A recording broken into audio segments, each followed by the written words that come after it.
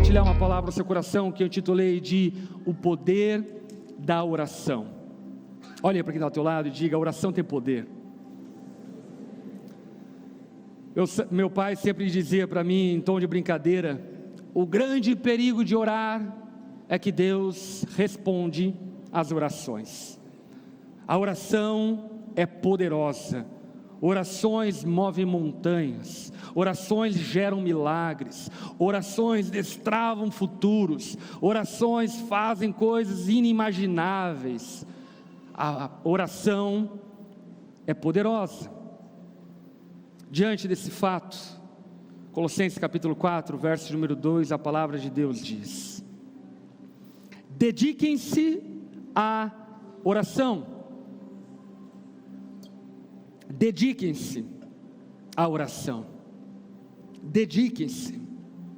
Note, de antemão, que a oração é algo que devemos dedicar esforço e atenção. Vou ser bem honesto. Para aqueles que começam a vida cristã, dentre as disciplinas espirituais que a vida cristã propõe, a oração talvez seja um dos maiores desafios, porque por vezes não compreendemos o privilégio de orar, e também não temos um histórico de milagres por meio da oração, que nos levam a olhar para a oração como simplesmente uma rotina, ou um ritual religioso vazio. E o que eu quero que de antemão você saiba e entenda, é que aqueles que de fato aprenderam a orar, aprenderam o porquê orar, aprenderam a quem orar, usufruem de uma bênção, de um poder inestimável, inenarrável, glorioso. Por meio da oração, nós estamos em plena comunhão com Deus, como face a face. Você consegue entender isso? Quando oramos, nós estamos diante de Deus, e nós não o enxergamos porque Ele é Espírito, mas a certeza da presença de Deus é algo que precisa cativar nosso coração. Portanto, dediquem-se à oração. Dediquem-se à oração solitária, lá no teu quarto trancado, mas também dediquem-se à oração coletiva. Quando você está lá com o teu grupo pequeno, ore mais. Dedique-se à oração ocasional. Marque uma vigília na praia com teus amigos para orar. Sobe um monte para ver graveto acendendo para orar. Ora mais. Faça disso uma dedicação, um esforço, para entender o segredo milenar de pessoas dedicarem tanta atenção à oração ao longo de toda a história do cristianismo até aqui. Dediquem-se à oração. Mas Paulo dá uma instrução muito salutar. Ele diz o seguinte: dediquem-se à oração com a mente alerta. Repita comigo: mente alerta. Dedique-se à oração com a mente alerta, e ao mesmo tempo com o coração agradecido. Mente alerta, coração agradecido. Portanto, Paulo deixa evidente que a oração é uma atividade da mente, razão, mas também é uma atividade do coração, afeição, sentimentos, devoção. Dedique-se à oração com a mente alerta, coração agradecido. Orem também por nós. Paulo está pedindo oração. Paulo não precisa mais de oração, amém? Ele está na glória. Já que Paulo não precisa de oração, ore por nós, por mim. Ore por nós, pastores da igreja. Ore por quem está se dedicando à obra de Deus. Ore por nós, para que Deus nos dê muitas oportunidades de falar do segredo a respeito de Cristo. É por esse motivo que sou prisioneiro. Você sabe que Colossenses é uma carta da prisão. Paulo, preso, escreve à igreja de Colossos: orem para que eu proclame essa mensagem com a devida clareza.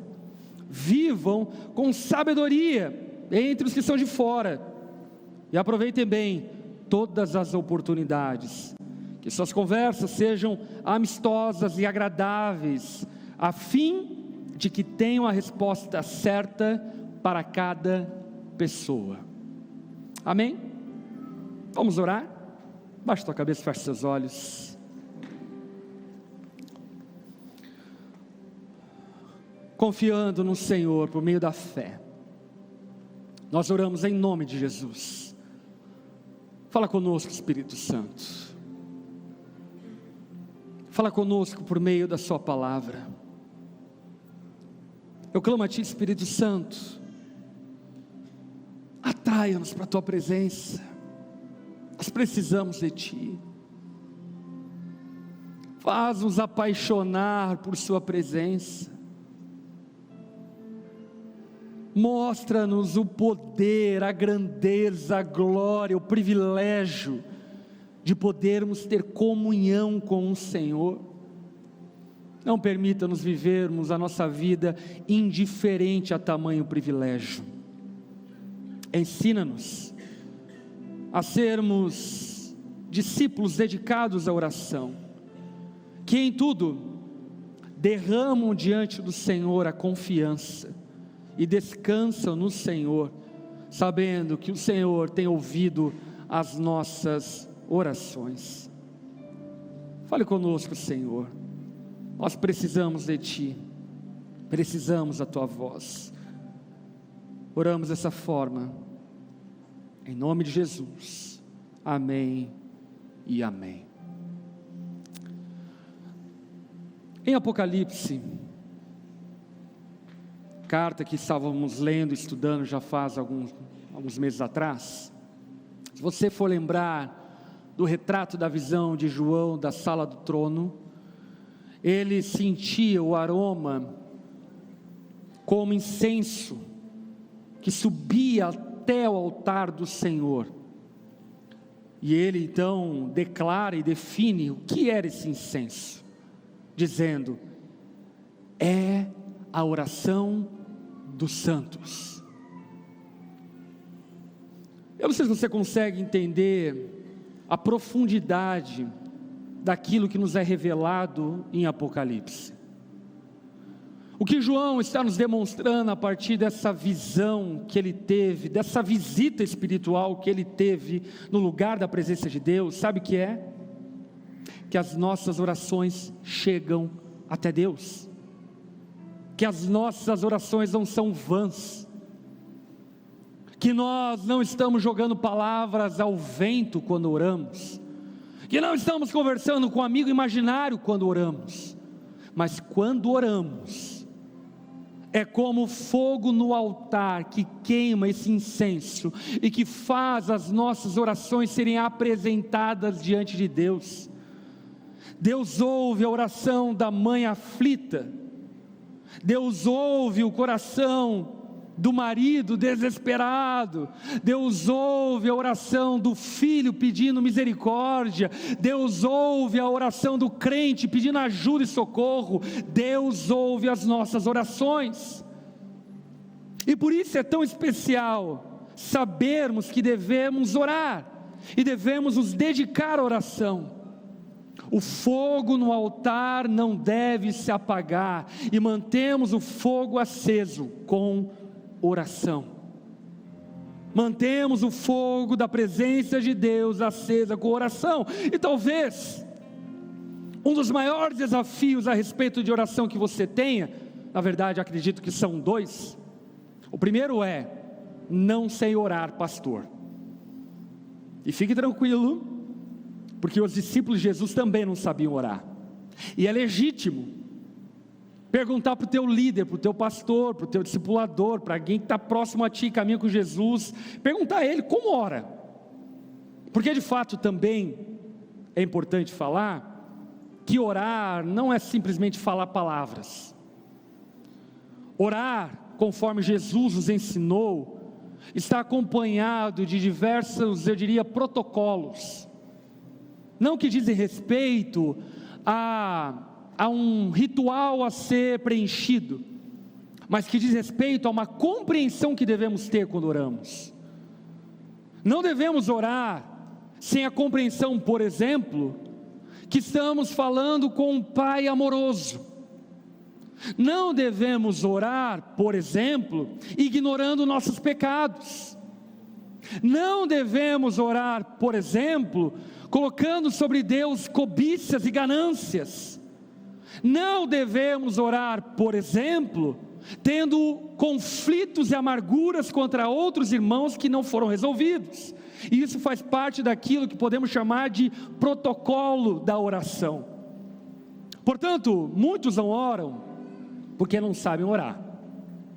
E está tranquilo, isso é legítimo. Te encorajo, inclusive essa semana lá no seu grupo pequeno, fala: eu não sei orar, me ajudem.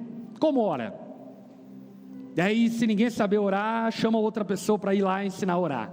Amém? Mas uma segunda questão, que eu acredito que talvez seja o problema da maioria de nós, é que nós dizemos assim: eu não tenho tempo para orar. Alguém já disse isso ou pensou isso?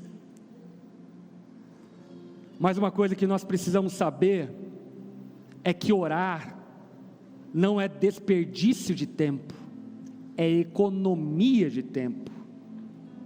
Quando nós oramos, nós encurtamos caminhos. Quando nós oramos, nós evitamos dores de cabeça. Quando nós oramos, convidamos Deus para resolver conflitos, problemas, situações que demorariam anos para serem resolvidas com a nossa força. Portanto, orar é uma economia de tempo. Você é empresário, tem muitas coisas para fazer no teu negócio, experimenta separar todos os dias, que seja meia hora, para orar e colocar as demandas do teu negócio diante do Senhor. Você é a mãe, super atarefada, cuidando de filhos, trabalhando fora, correria de uma mãe comum, experimenta, antes de dormir, separar alguns minutos para orar pelos seus filhos, e veja, se você não poupará e economizará tanto tempo que você desperdiça tentando resolver problemas que você não consegue resolver, que só Deus é poderoso para resolver. Portanto, diante desse dilema, de que não temos tempo para orar, na verdade esse dilema é proveniente de uma mente que não compreendeu o que é oração. Eu vou dizer para você claramente, se eu não tivesse uma vida de oração, eu não conseguiria viver. Eu tenho tanta coisa para fazer, que se Deus não fizer umas coisas, simplificar algumas coisas, eu não dava conta de vencer meu dia. Mas pela graça de Deus, pelo favor de Deus, por meio da oração, eu percebo claramente Deus cuidando da minha casa, Deus cuidando dos meus filhos, Deus indo à frente em situações muito complexas, Deus abrindo caminhos aonde não havia, Deus providenciando situações que não havia provisão, porque a oração é poderosa e por isso devemos nos dedicar a orar. E eu digo aqui algo muito importante: o convite de dedicar-se a orar não é o convite para que você seja um santarrão, sabe? Do tipo, eu oro todo dia. Não é sobre isso. Não é sobre dar um checklist, um ok nas suas demandas e tarefas. É sobre usufruir do privilégio de ter Deus jogando no seu time. É sobre usufruir do privilégio de ter aquele que não poupou o seu filho, mas entregou em nosso favor, cuidando das nossas situações mais complexas e diversas. Devemos nos dedicar a orar, porque quando nós fazemos algo, nós fazemos, mas quando oramos, Deus faz aquilo que não podemos fazer. Aleluia! Quantos já experimentaram isso? Como é bom dormir em paz, quando nós colocamos diante de Deus as nossas aflições. Eu vou dizer para você, sabe como eu venci a minha insônia que eu tinha na minha adolescência? Sabe como? Orando. Graças a Deus, hoje eu durmo muito bem, aleluia.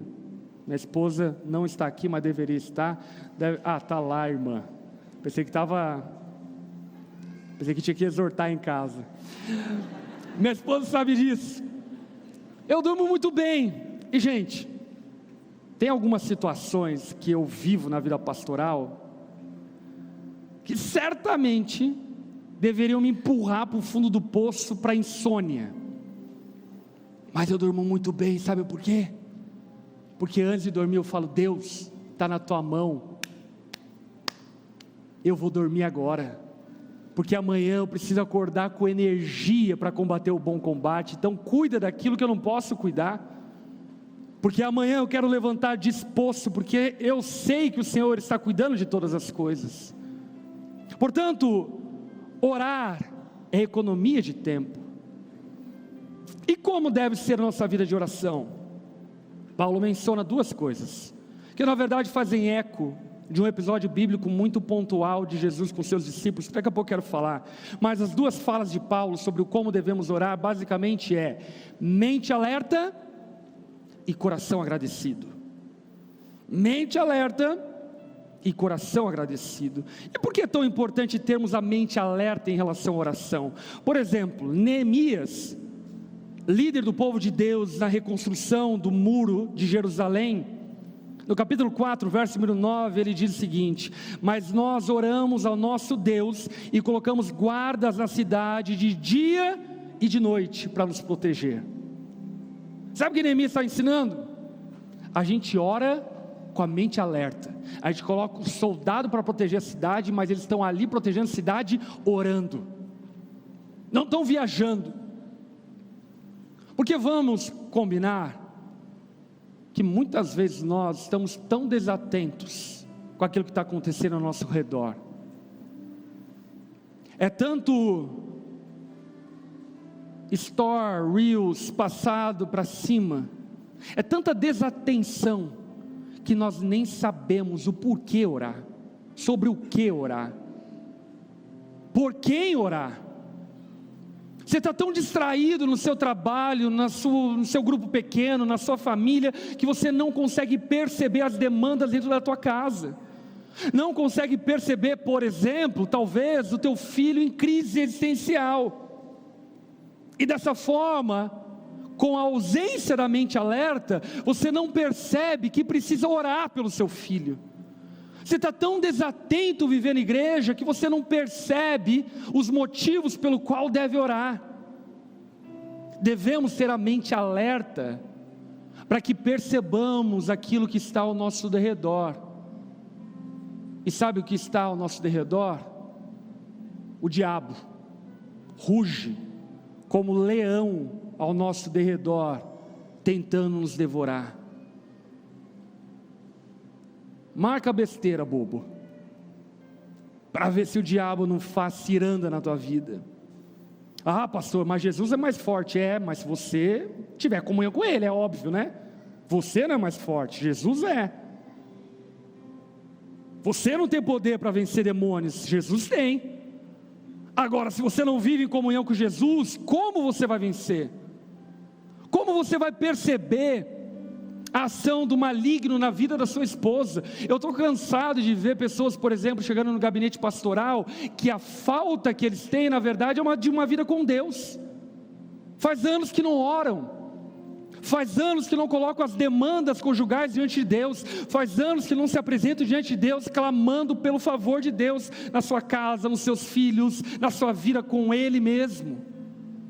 Portanto, precisamos estar com a mente alerta, para perceber as demandas ao nosso redor, mas ao mesmo tempo percebermos o que Deus está fazendo. E de igual forma, devemos ter o coração agradecido. Quando estamos com a mente alerta, nós percebemos algo inquestionável. Sabe o que? Que Deus não nos abandona. Deus está trabalhando ao nosso favor. Aleluia, glória a Deus. Com a mente alerta, nós percebemos os movimentos de Deus, que não acontece na velocidade que queremos, que não acontece da forma como queremos, mas que acontece, porque Deus não desampara os seus filhos, porque Deus não desampara aqueles que o buscam. Portanto, mente alerta, coração agradecido.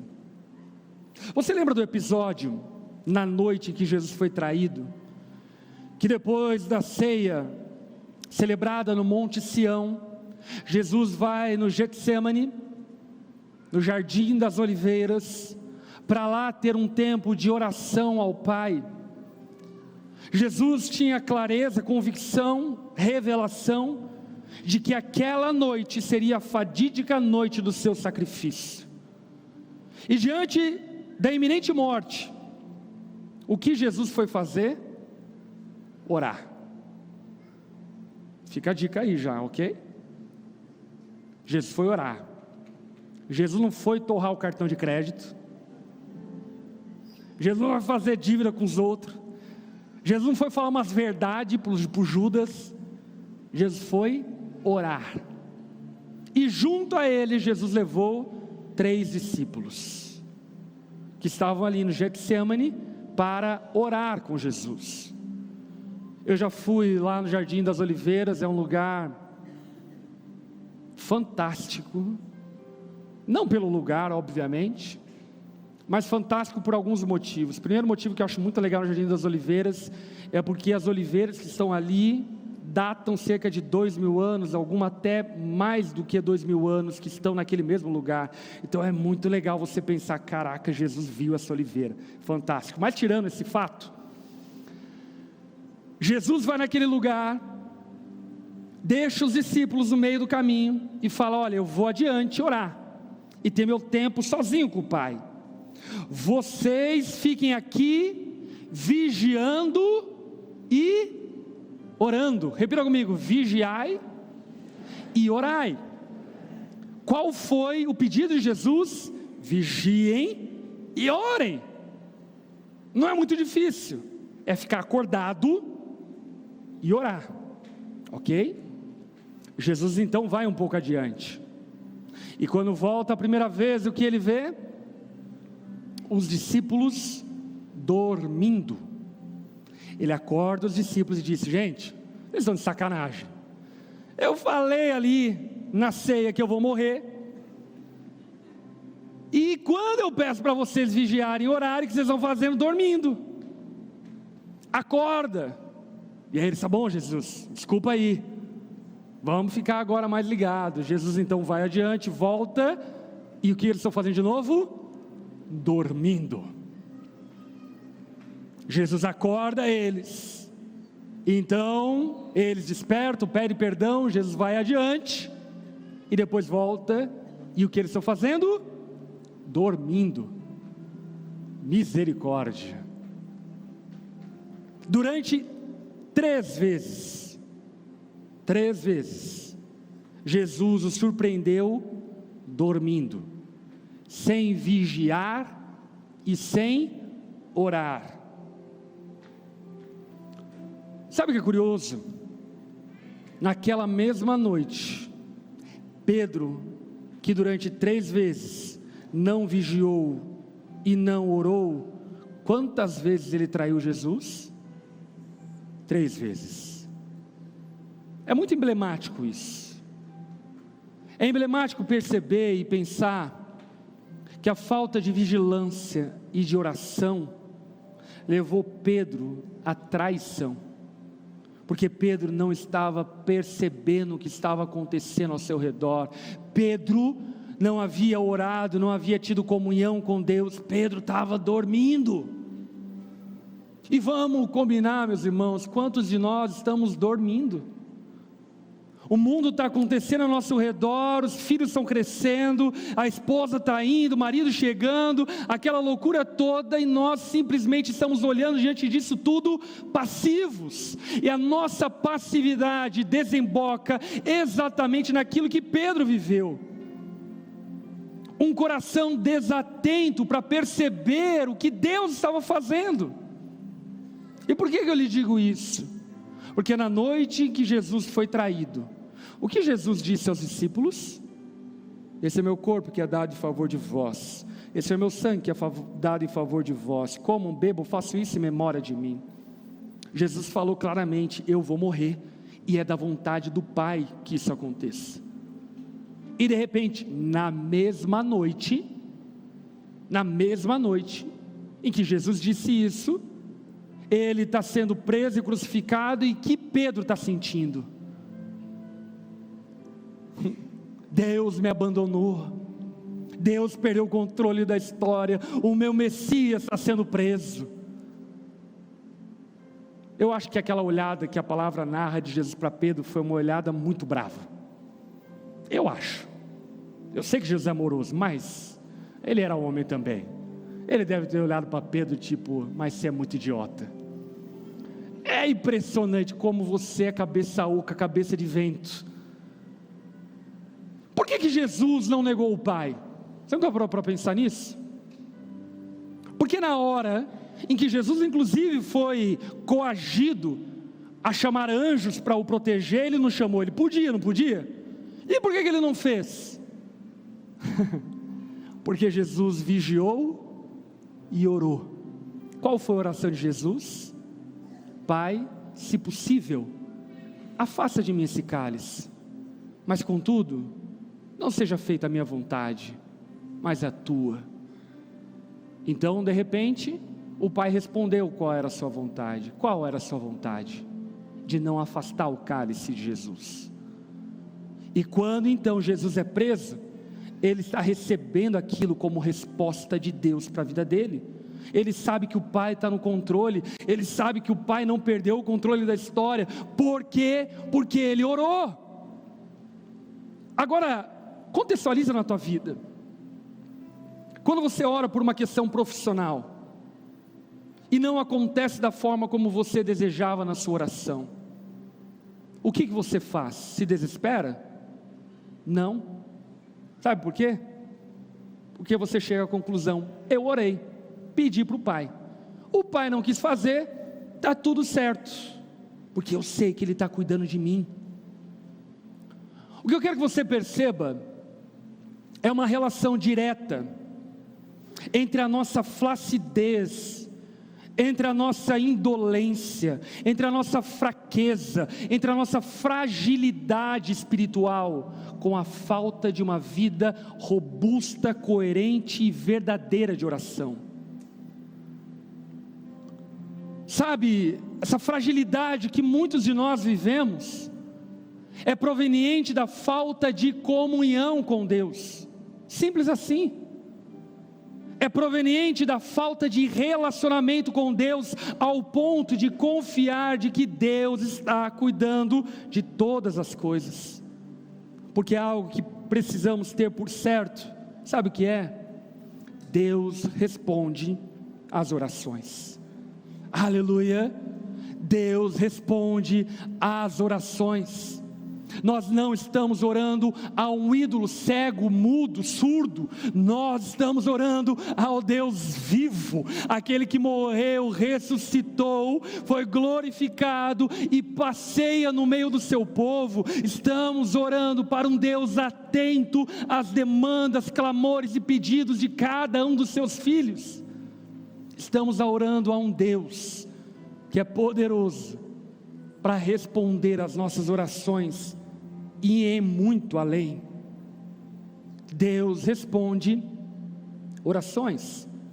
E por isso que Paulo vai dizer no verso 3: orem também por nós, para que Deus nos dê muitas oportunidades de falar a segredo a respeito de Cristo. Orem para que eu proclame essa mensagem com a devida clareza.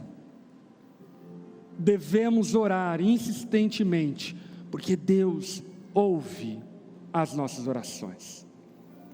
Mas uma das perguntas muito típicas a respeito da oração de novo convertido, principalmente aqueles que começam a se deparar com a doutrina da soberania de Deus, normalmente caem em colapso. E qual é o colapso? Por que eu devo orar se Deus sabe de todas as coisas e que vai fazer a sua vontade como Ele quer? E diante dessa pergunta, eu quero propor pelo menos 4 respostas bem objetivas. A primeira delas é: porque Deus sabe de tudo, amém? Mas nós não. Quando oramos, Não estamos colocando Deus na parede para fazer a nossa vontade. Quando oramos, estamos dizendo: Deus, eu não sei o que é melhor, mas Tu sabes, e eu confio em Ti. Não foi o que Jesus fez no Getsêmani? Pergunta: Jesus teve uma resposta positiva ao seu desejo no Getsêmani, sim ou não? Não. Mas Jesus teve uma resposta de oração no Getsêmani, sim ou não? Sim. Por quê?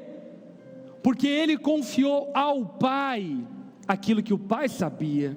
Segundo, porque não oramos para que a nossa vontade seja feita, mas para que a vontade de Deus seja feita.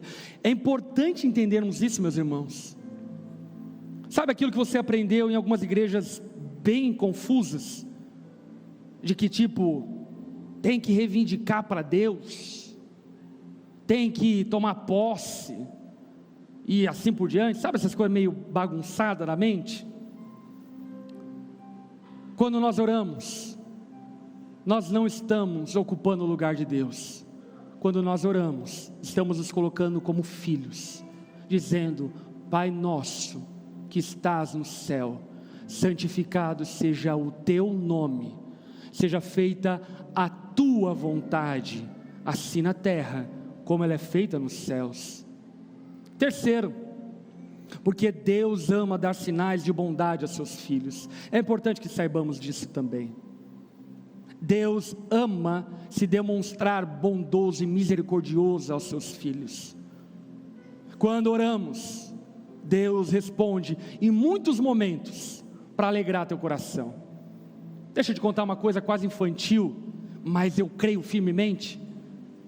Quantos aqui já oraram por uma vaga de estacionamento e Deus respondeu? É muito infantil, não é? Mas vou dizer para você que diversas vezes era impossível. Era mais fácil ser curado do câncer do que uma vaga de estacionamento. E eu orei e Deus respondeu. Eu já vivi diversas infantilidades que eu tenho até vergonha de falar do púlpito isso. Mas que Deus demonstra o carinho, o amor, a bondade dEle, como se dizendo: ei, eu estou te ouvindo. Ei, eu não tenho nenhum problema em te abençoar, eu não tenho nenhum problema em alegrar teu coração, eu não tenho um problema desde que isso não fira o propósito maior na sua vida, que é te tornar semelhante ao meu filho Jesus. Deus ama dar sinais da sua bondade. Orações movem montanhas. Quantos aqui já viram milagres sobrenaturais de Deus através da oração? Meu irmão, eu já orei e vi gente saindo do coma. Eu já orei e vi paralítico andar.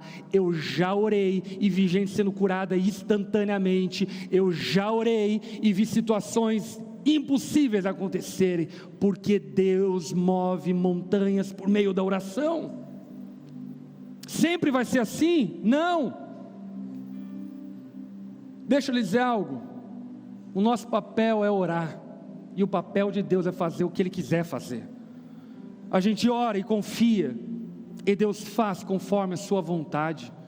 E nós continuamos confiando no amor e na bondade do Senhor, porque ainda que não entendamos, todas as coisas cooperam para o nosso bem, para o bem daqueles que amam ao Senhor.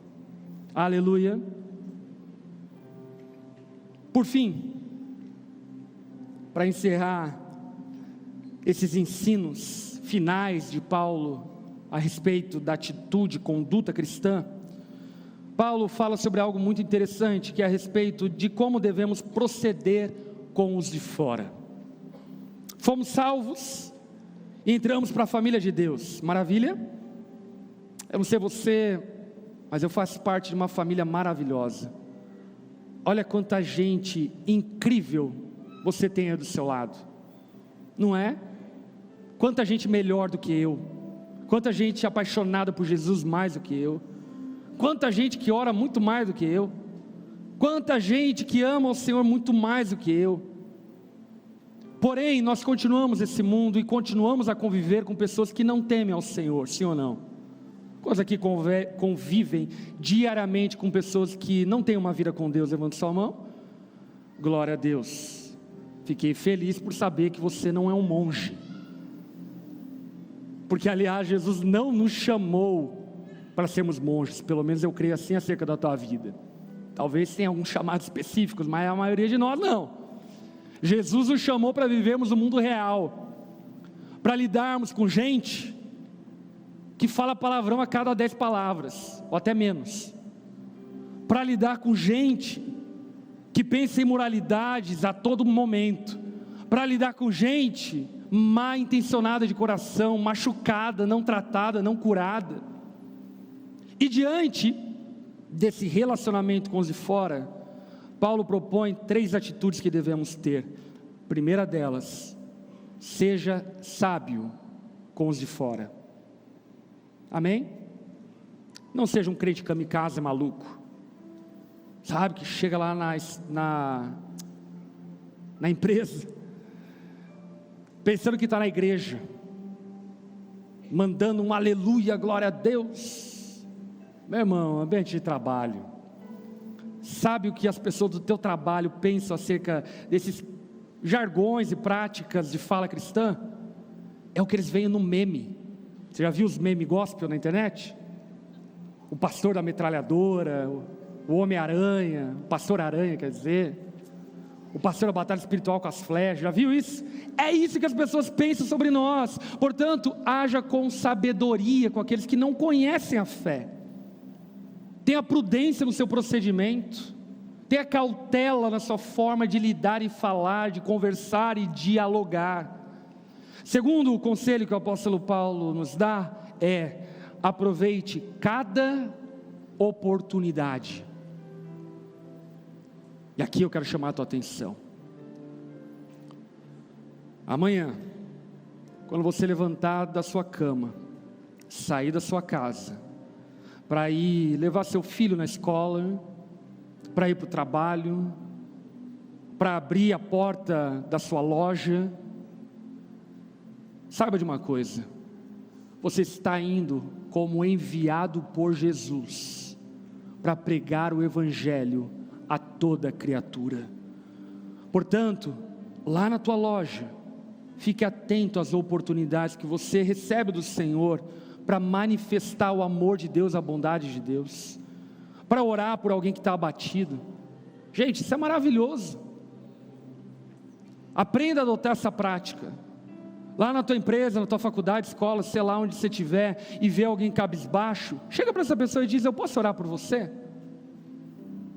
Não de uma forma clichê religiosa, mas de uma forma amorosa. Ore por essa pessoa, se compadeça por ela, e veja o quanto Deus é poderoso para responder a oração, e para usar dessa oportunidade para quebrantar o coração daquela pessoa. Portanto, aproveite cada oportunidade. Aleluia. Olha para quem está ao teu lado e diga: aproveite cada oportunidade para proclamar o evangelho.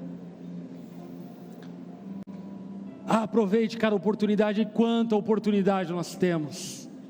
A rede social é uma oportunidade para proclamar o evangelho. Aleluia. O convívio com alguém no posto de gasolina, na padaria, no mercado, é uma oportunidade para marcar as pessoas com o amor de Deus. Aproveite cada oportunidade. E por fim, por último, o seu falar deve ser agradável. É possível ser crente e ser gente boa. Aleluia. É bem possível. Aliás, eu conheço um monte de crente, gente boa, que eu gosto de estar junto, que é agradável estar junto, que eu não estou junto só porque é irmão na fé, mas porque é legal estar junto. É possível ser agradável. E para refletir um pouco sobre como você tem exercido a tua fé pública, se ela não tem sido truculenta, se ela não tem sido pesada, se ela não tem sido punitiva, opressora, marcada de arrogância, orgulho, altivez. É possível, pela graça de Deus, ser um pouco mais agradável no convívio com os de fora. Aleluia. Portanto, Paulo nos instrui por meio da palavra de Deus, nos dizendo: orem, se dediquem à oração.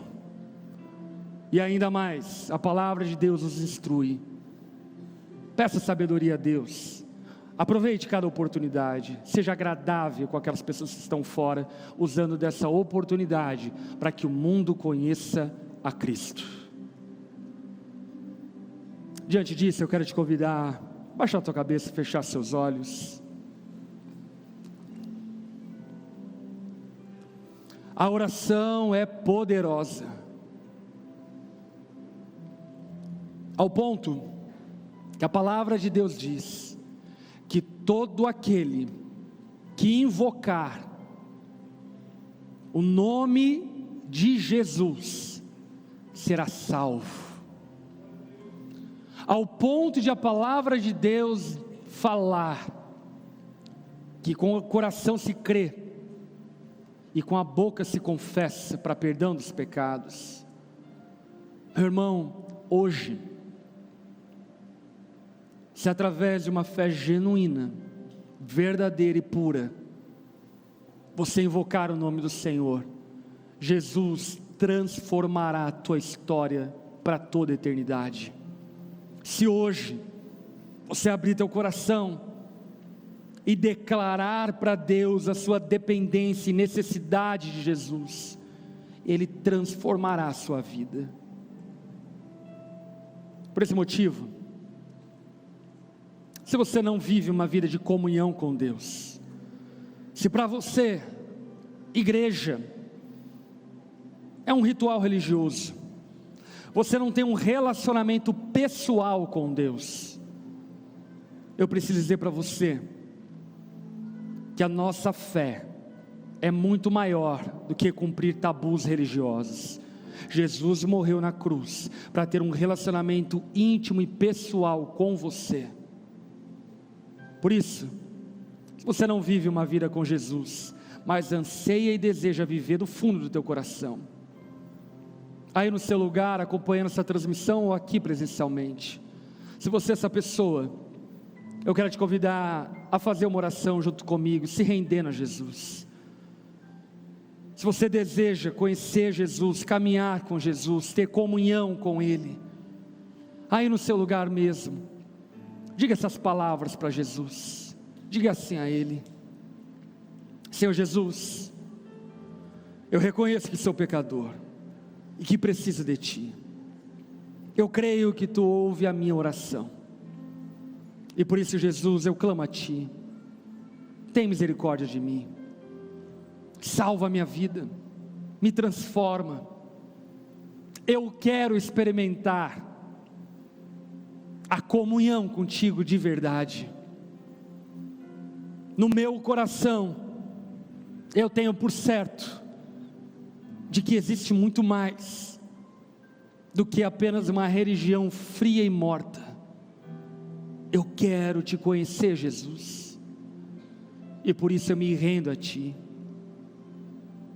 Eu creio que só Tu pode me salvar, e desejo me submeter à Tua vontade, e aprender do Senhor como eu devo viver.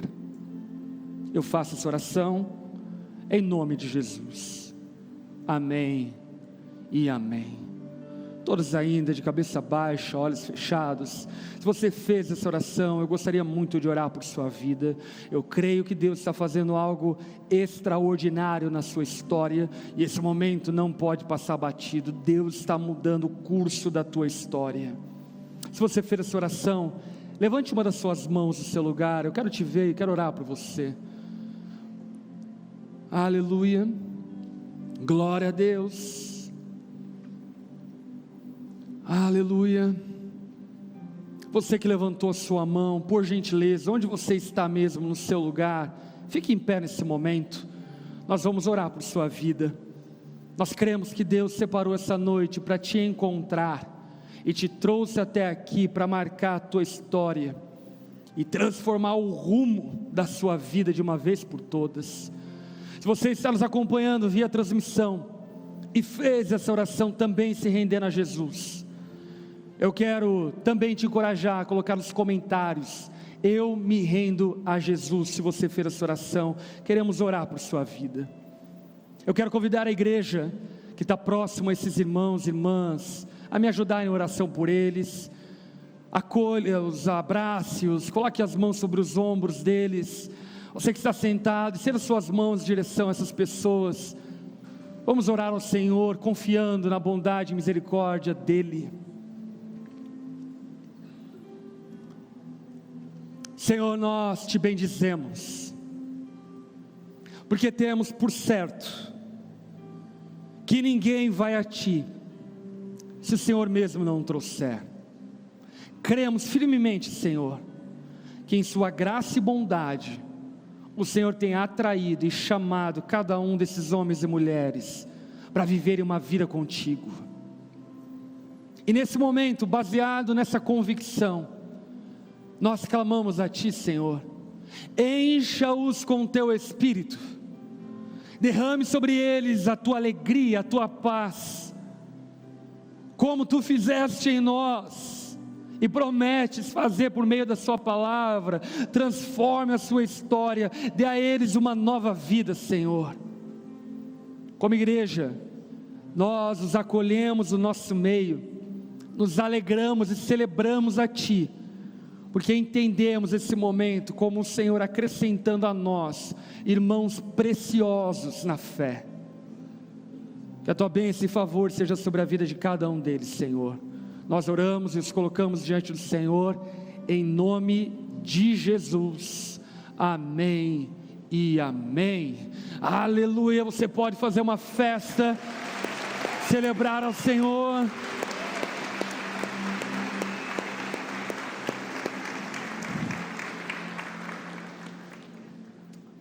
Você que fez essa oração, se rendendo a Jesus, assim que nós acabarmos o culto, aqui do meu lado direito, além de recebermos aqueles que estão nos visitando pela primeira vez, também queremos te acolher e te ajudar a caminhar a partir daqui. Portanto, esses irmãos que te abraçaram, assim que acabarmos o culto daqui a pouco, eles vão te encaminhar para o nosso lounge, para que de forma muito breve a gente possa conversar. Amém? Quero convidar a igreja a colocar-se em pé. Queria também compartilhar com a igreja um desafio que nós temos como igreja global, e também uma reação que temos a partir desse desafio. Na Onda Dura Jaraguá, nós estamos vivendo e passando por um tempo de reestruturação da igreja em Jaraguá, e portanto, a partir de hoje, eu assumi interinamente, junto com a Lara, minha esposa, também a Onda Dura Jaraguá, para orientar, liderar e cuidar da igreja pessoalmente lá em Jaraguá do Sul. E compartilho isso, obviamente, como motivo de oração e de coparticipação nesse ministério por meio da oração, da fé e da generosidade, como for necessário, mas também para que você possa saber aquilo que Deus tem feito em nosso meio e dessa forma compartilhar tanto das alegrias quanto desafios de proclamarmos o Evangelho e edificarmos igreja bíblica, acolhedora e extraordinária. Certamente que para mim, pessoalmente, é um desafio enorme, porque quem me conhece um pouco mais pessoalmente sabe que eu não tenho jornada dupla, eu tenho jornada quadrupla, quintupla ou sextupla, não sei muito bem, e agora vou ter uma jornada setupla provavelmente, se é que existe esse termo neologista que eu usei agora. Mas eu sei que o Senhor, Ele vai nos agraciar e, como sempre fez, vai nos sustentar e cuidar de nós diante desse desafio. Inclusive, também encorajo a igreja, se porventura tiver familiares, amigos que moram em Jaraguá, para convidar, ir aos cultos lá em Jaraguá, trazer para conhecer a nossa igreja e poder viver a igreja junto conosco também lá em Jaraguá. Amém? Posso contar com a sua oração nesse sentido? Aleluia. Também ore pela minha esposa, que vai estar junto comigo nesse desafio. Enfim, a minha mulher é demais, gente, de verdade. Eu arrumo as broncas e ela só vai atrás, se sujeitando ao marido. Vai, enfim, reclamando no caminho, mas vai. Aleluia, glória a Deus por isso. E junto conosco também o Marcos e a Nanda, que lideram aqui em Joinville, vão estar compartilhando da liderança lá em Jaraguá. cuidando pastoralmente da igreja e dos próximos capítulos que a gente vai viver lá em Jaraguá do Sul. Amém? Deixa eu orar por sua vida, estenda suas mãos como recebendo, vamos orar ao Senhor. Pai de amor, Pai bondoso, te louvamos pela graça e privilégio de sermos o teu povo, tua igreja. Obrigado, Senhor, por tudo aquilo que o Senhor tem movido e feito no nosso meio. Te louvamos, ó Pai, pela graça de podermos viver algo tão precioso nessa noite na tua presença. Obrigado, Senhor, pela oportunidade de louvar ao Senhor, de ofertar na tua casa. Te louvamos pelo Kinder que está cuidando dos nossos filhos, pelo Shift que está cuidando dos nossos filhos. Louvado seja o teu nome por aquilo que o Senhor tem nos dado o privilégio de viver. Clamamos a ti, Senhor, que diante daquilo que aprendemos da tua palavra nessa noite, o Senhor transforme a nossa vida. Leva-nos a sermos homens e mulheres de oração. Aqueles que nunca desbravaram a vida de oração, eu clamo a ti, Pai. Convida-os, chama-os, alerta-os durante a semana, para dedicar, que seja 5 minutos, 10 minutos, para dedicarem um tempo, para experimentar e usufruírem desse privilégio. Que nós, ó Pai, enquanto pais, possamos cobrir nossos filhos em oração, que como irmãos na fé, possamos cobrir uns aos outros em oração, que como membros do teu corpo, possamos cobrir a igreja em oração, que possamos experimentar a dádiva, não apenas do resultado da oração, mas do processo da comunhão contigo por meio da oração. Obrigado, Senhor, por tudo que o Senhor tem feito, que teu amor, Pai, seja sobre nós, que a graça e a paz de Jesus nos acompanhe, que o consolo e presença do Espírito Santo sejam bem presentes aonde estivermos, no nome de Jesus, amém e amém. Amém? Você foi abençoado essa noite? Dê uma salva de palmas a Jesus. Aleluia, glória a Deus. A igreja não é um lugar para desfilarmos a nossa pseudo-transformação. A igreja é o lugar onde pecadores arrependidos são transformados de fé em fé, de glória em glória, na medida em que contemplamos ao Senhor.